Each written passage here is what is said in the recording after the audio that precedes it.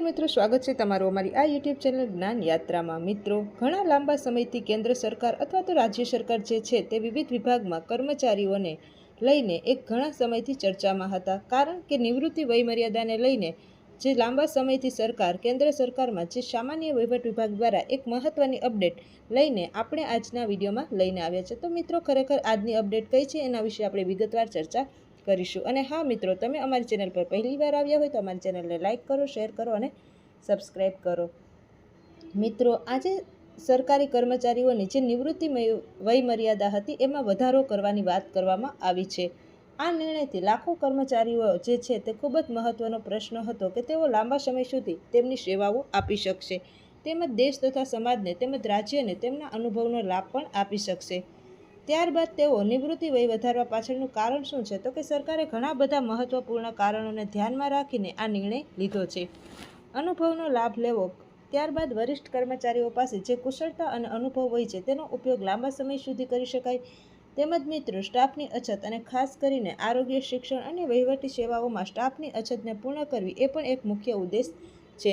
ત્યારબાદ મિત્રો, મુખ્યત્વે મહત્વનો ઉદ્દેશ જો હોય તો કે કાર્યક્ષમતામાં સુધારો, નવી પેઢી અનુભવી કર્મચારીઓ દ્વારા વધારે તાલીમ અને માર્ગદર્શન મેળવી શકે। ત્યારબાદ મિત્રો, સરકારી કર્મચારીઓ પહેલાં કરતાં લાંબા સમય સુધી સેવા આપવાની તક મળશે, તેના દ્વારા ઘણા લાંબા પ્રત્યક્ષ અને પરોક્ષ લાભો પણ મળશે। હવે મિત્રો, જે તેમની લાંબા સમય સુધીની સેવાઓ છે એ પૂરી કરી શકશે અને વધુ સારું પેન્શન, લાંબા સમય સુધી કામ કરવાથી તેમને વધારે સારું ઇન્ક્રીમેન્ટ પણ મળશે અને ત્યારબાદ મિત્રો વધારે ગ્રેજ્યુટી પણ મળશે અને જે પેન્શનની રકમ છે એ પણ વધારે મળશે। આરોગ્ય સુવિધાઓનો લાભ, કાર્યકરના વિસ્તરણ દરમિયાન આરોગ્ય વીમો અને અન્ય સુવિધાઓ પણ ચાલુ રહેશે। સરકારી કર્મચારીઓ માટે આ નિર્ણય કેમ મહત્વપૂર્ણ છે, તો કે મોટાભાગના કર્મચારીઓની નિવૃત્તિ વયમર્યાદા 60 વર્ષ હતી, હવે તેને વધારીને મોટાભાગના જે કર્મચારીઓ છે એની નિવૃત્તિની જે વયમર્યાદા છે એ 60 વર્ષ હતી, હવે તેને વધારીને 62 કે 65 વર્ષ જેટલી કરવામાં આવી શકે છે। કાર્ય અનુભવનો સારો ઉપયોગ તેમજ તેમની જ્ઞાન અને કુશળતાથી તેઓ વધારે યોગદાન આપવાની તક મેળવશે। ત્યારબાદ મિત્રો, નાણાકીય મજબૂતાઈ, વધારે વર્ષો સુધી પગાર મળવાથી નાણાકીય સ્થિરતામાં સુનિશ્ચિત થશે।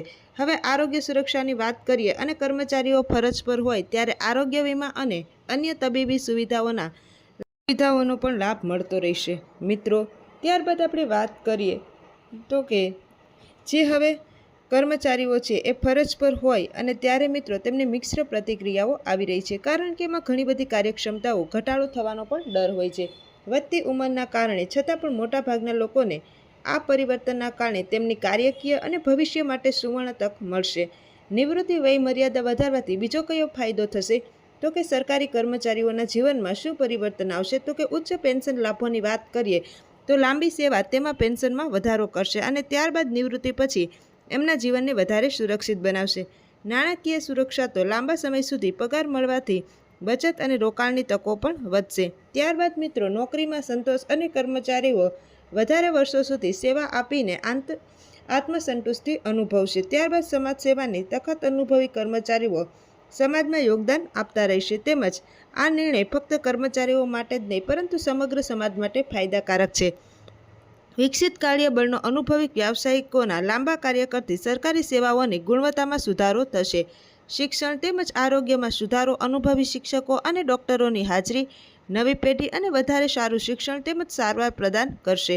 આર્થિક સ્થિરતા, તો કર્મચારીઓની આર્થિક સ્થિતિ મજબૂત થવાથી સમાજમાં પણ સમૃદ્ધિ આવશે અને નિવૃત્તિ વય વધારવાના ફાયદાને કારણે સરકારી શિક્ષક જે પહેલાં 60 વર્ષે નિવૃત્ત થતા હતા એ હવે 65 વર્ષ સુધી શિક્ષણ આપવાની તેમને તક મળશે। તો મિત્રો, વધારાના 5 વર્ષના કાર્યકાળ દરમિયાન હજારો વિદ્યાર્થીઓને એ શિક્ષિત કરી શકશે। ઉપરાંત તમે તમારા પેન્શનને પણ વધારી શકો છો અને નિવૃત્તિ પછી સારું જીવન પણ જીવી શકો છો। ત્યારબાદ તેમના અનુભવથી શાળા અને સમાજ બંનેને ફાયદો થશે। એક સકારાત્મક પગલું, સરકારી કર્મચારીઓ માટે નિવૃત્તિ વધારવાના નિર્ણય ફક્ત વ્યક્તિગત પ્રમાણિત જ ફાયદાકારક નથી પરંતુ સમગ્ર રાષ્ટ્ર માટે ફાયદો કરાવશે। કર્મચારીઓ આર્થિક રીતે મજબૂત બનશે, સરકારી સેવાઓમાં અનુભવ અને કાર્યક્ષમતાનું સ્તર વધશે, સમાજને લાંબા સમય સુધી તખત અનુભવી કર્મચારીઓનું યોગદાન પ્રાપ્ત થશે અને આના કારણે ઘણા સકારાત્મક પરિણામો આવશે। આમ કેન્દ્ર સરકારના કર્મચારીઓની જે નિવૃત્તિ વયમર્યાદા છે તે 60 જે હાલમાં છે તેને વધારીને મિત્રો 62 થી 65 વર્ષ કરવામાં આવી શકે છે અને ટૂંક જ સમયમાં કેબિનેટ દ્વારા આ નિર્ણય લેવામાં આવશે। મિત્રો 2025ના અંત સુધીમાં ડિસેમ્બર 2025 સુધીમાં આ નિવૃત્તિ વયમર્યાદાને વધારતો જે નાણાં વિભાગ અને સામાન્ય વય વિભાગનો જે પરિપત્ર છે એ પણ બહાર પાડી દેવામાં આવ્યો છે। તો મિત્રો જે આ નિવૃત્તિ વયમર્યાદા છે એમાં ચોક્કસપણે વધારો થશે। તો આવા જ નવા વિડીયો સાથે આપણે ફરીથી મળીશું। ત્યાં સુધી જય હિન્દ, જય ભારત।